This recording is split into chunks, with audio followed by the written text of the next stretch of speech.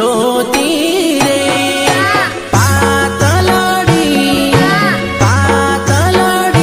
પરમાર મારી પાતલડી પરમાર. મારું વચન પૂરું કરીને હું જલ્દી પાછો આવીશ.